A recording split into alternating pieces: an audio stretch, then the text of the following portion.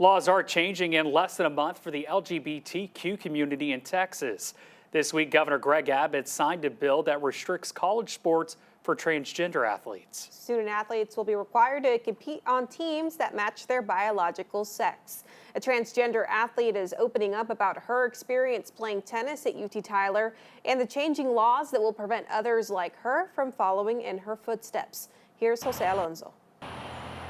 The Summers Tennis Center at the University of Texas at Tyler was a home for Colorado native Brooklyn Ross. And I told them, kind of my personal journey, my personal story about everything. And they were just so kind and supportive. I was like, yeah, this is definitely the place. A story about finding love for the sport and finding love for herself during her college years. I really started to feel very comfortable with myself. All my personal relationships were really beginning to accept me and see me. Ross played for the university's tennis team, where she felt included playing as a transgender athlete.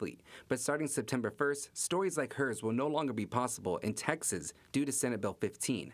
Legislation that was passed by state lawmakers and recently signed by Governor Abbott will require trans athletes to compete on teams that match their biological sex. Ross said hearing about this bill gaining support impacted her motivation to continue playing. You feel like it's kind of a lose-lose proposition, because if you lose the match, then you lose the match. But if you win the match, then people are going to say, you're not winning it on equitable or legitimate terms. We reached out to UT Tyler for comment on this subject.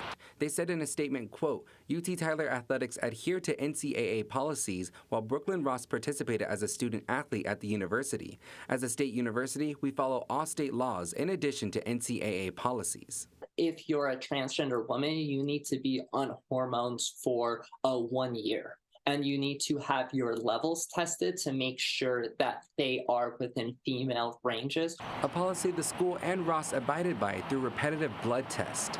She now lives back in Colorado, where she continues her love for the sport through coaching. It feels good that people could look at my experiences and, kind of think for themselves, is there a place that, transgender people can actually, be a part of a team and it can actually go well, because that was my experience. So, and I think that would, in my personal opinion, it would probably be the experience for most.